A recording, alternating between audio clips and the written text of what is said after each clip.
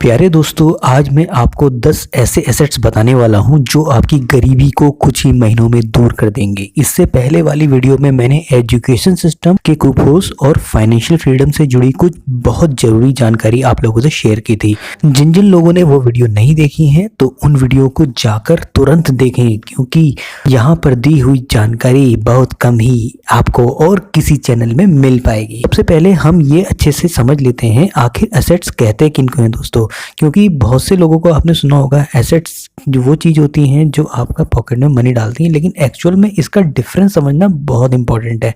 तो दोस्तों, एसेट्स और लायबिलिटीज़ में अगर आप लोगों को डिफरेंस समझना है तो सबसे पहले आप लोगों को ये देखना होगा बचपन से वो चीज़ें जो आप लोगों ने जोड़ी हैं, जिन जिन से आप लोगों की जेब में मनी ऐड हुआ है। जी हाँ, अब ये मत कहना कि हमने बहाने करके पेरेंट्स से पैसे लिए, जी नहीं, इसकी बात नहीं चल रही है।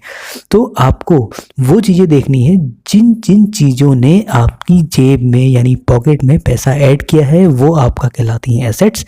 और जो चीज़ें आपने ऐसी खरीद ली हैं जिनकी वजह से आपकी पॉकेट से पैसा गया है, वो कहलाएगी लायबिलिटीज़। तो चलिए आगे बढ़ते हैं। तो आइए दोस्तों को फिर से समझ लेते हैं आखिर एसेट्स होते क्या हैं।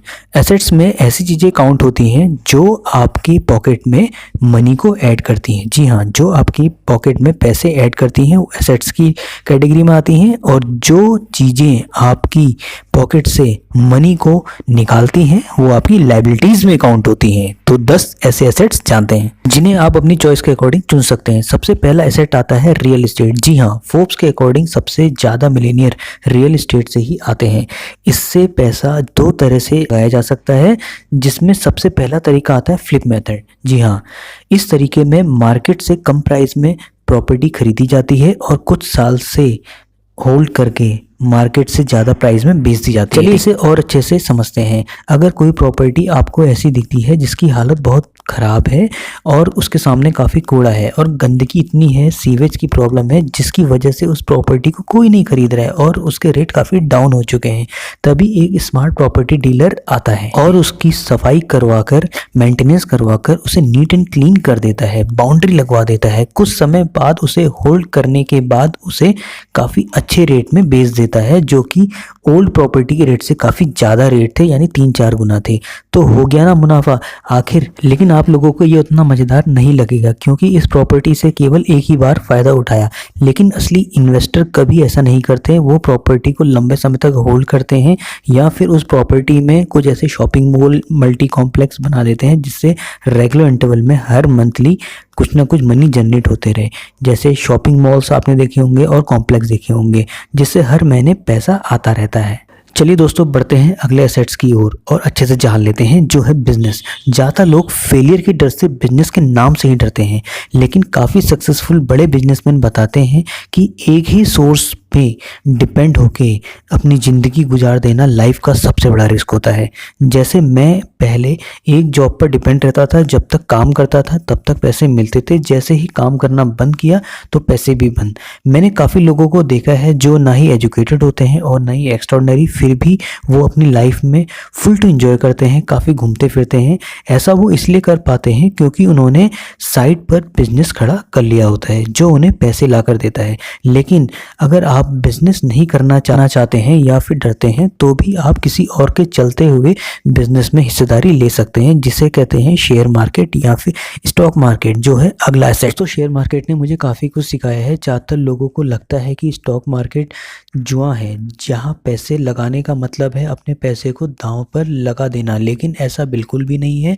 ज़्यादातर स्ट्रेस और टेंशन उनके लिए है जो स्क्रीन में बैठकर ट्रेडिंग करते हैं। लेकिन अगर आप लॉन्ग टर्म इन्वेस्टर हैं तो मैक्सिमम कंपनी आपको प्रॉफिट ही लाकर देंगी। इसका मतलब ये नहीं कि आंख बंद करके किसी भी कंपनी में अपना पैसा लगा दें। अगर किसी कंपनी में पैसा लगाने की बात आए तो उस कंपनी की कंप्लीट नॉलेज ज़रूर होनी चाहिए, यानी पूरे फंडामेंटल्स माइंड में होने चाहिए। उसके प्रोडक्ट सर्विसेज, उसके प्रोडक्ट या सर्विसेज लोग कितना पसंद करते हैं और आने वाले समय में उसकी डिमांड कितनी बढ़ेगी, और कंपनी का मैनेजमेंट कैसा है, कंपनी की मार्केट वैल्यू कैसी है। एक बार आपने अच्छी कंपनी को सेलेक्ट कर लिया, फिर क्या है दोस्तों, कंपनी की ग्रोथ के साथ आप लोगों की ग्रोथ भी शुरू हो जाएगी विदाउट एनी टेंशन। दोस्तों, अगला एसेट्स निकल के आता है इंडेक्स फंड, जिसमें इंडिया के बहुत से अमीर लोग इन्वेस्ट करते हैं। अगर हम इंडिया के इंडेक्स फंड की बात करें तो वो है निफ्टी 50, जिसका मतलब है इंडिया की टॉप 50 कंपनी। रिच लोग अपने वेल्थ को मैक्सिमाइज करने के लिए यहाँ पर इन्वेस्ट करते हैं। इंडिया की टॉप 50 कंपनियां अगर आप इसे लंबे समय तक होल्ड करके रखते हैं तो ये आपको 15% रिटर्न दे जाती है। जब जब मार्केट डाउन जाता है या गिरता है तो स्मार्ट इन्वेस्टर इसमें और पैसा लगाते हैं और कुछ इन्वेस्टर अपने पैसों को निकाल लेते हैं। उनको पैसा डूबने का काफ़ी डर लगा रहता है। निफ्टी 50 की खास बात यह है कि हमको यहाँ कंपनियां नहीं सेलेक्ट करनी पड़ती, हमारे पैसे टॉप 50 कंपनीज में ऑटोमेटिकली लग जाते हैं।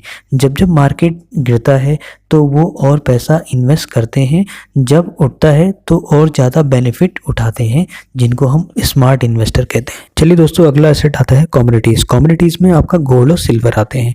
गोल्ड और सिल्वर में इन्वेस्ट करने का मतलब ये नहीं कि आप इसकी ज्वेलरी बनाते हैं। ज्वेलरी में आपको यहाँ पे मेकिंग चार्ज देना पड़ता है, जबकि एज अ कमोडिटी अगर आप इसमें इन्वेस्ट करते हैं, जैसे गोल्ड कॉइन्स हो गए आपका और अनदर ऑल कॉइन्स आते हैं, इसके साथ साथ यहाँ पे आरबीआई गोल्ड बॉन्ड भी इंक्लूड होते हैं, जिसमें आपको बेहतर रिटर्न निकल के आते हैं। अगला एसेट निकल के आता है कंटेंट। जी हाँ दोस्तों, कंटेंट भी एक तरह का एसेट में काउंट होता है, जिसमें आपका इंटेलेक्ट इन्वॉल्व होता है। जैसे वीडियो मेकिंग हो गया, बुक आपने लिख दी जिसमें आपका माइंड लगा, खुद का माइंड लगा, ठीक है, तो ये आपकी इंटेलेक्चुअल प्रॉपर्टी में आती है। एग्जाम्पल के तौर पर मैंने एक गाना गाया जिसमें मैं अपना कॉपीराइट क्लेम, पेटेंट और लाइसेंस ले सकता हूँ। अगर कोई इस म्यूज़िक को इन फ्यूचर यूज़ करता है तो मुझे सालों साल इसकी रॉयल्टी मिलती रहेगी और मेरा एक इनकम का सोर्स यहाँ पे बन जाएगा।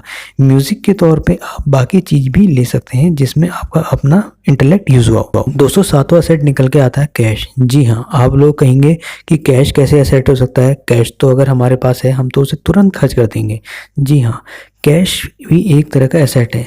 फॉर एग्जांपल, अगर मेरे को कोई बहुत अच्छी चीज़ या बहुत महंगी चीज़ काफ़ी सस्ते दाम में मिल रही है, 50% ऑफ है, ठीक है, तो मुझे तुरंत कैश चाहिए होगा उसे खरीदने के लिए, तो ये एक तरह का मेरा इन्वेस्टमेंट और बहुत बढ़िया इन्वेस्टमेंट हो सकता है। अगला आता है मेडिकल इमरजेंसी। जी हाँ, मेडिकल इमरजेंसी लाइफ से बड़ा कोई एसेट नहीं है, उसमें भी हमें कैश चाहिए होता है। दोस्तों, अगला एसेट्स निकल के आते हैं यहाँ पे इक्विपमेंट एंड मशीनरी।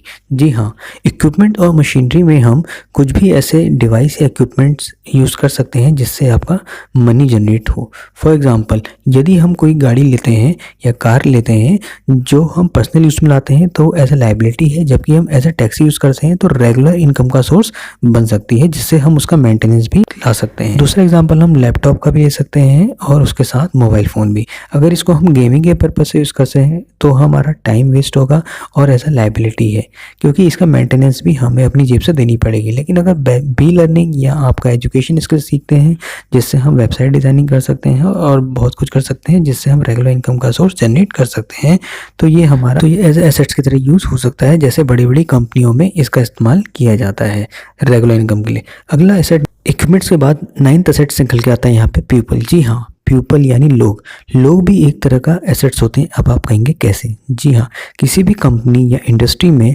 प्रोडक्ट की डिज़ाइनिंग से लेकर सर्विस तक वहाँ की ग्रोथ के लिए जो जिम्मेदार होते हैं वो वहाँ की एक्सपर्ट टीम होती है। जी हाँ, टीम यानी लोग अगर अच्छे हैं, लोग अगर वेल स्किल्ड हैं तो इसकी वजह से पूरी कंपनी की ग्रोथ होती है, कंप्लीट इंडस्ट्री की ग्रोथ होती है।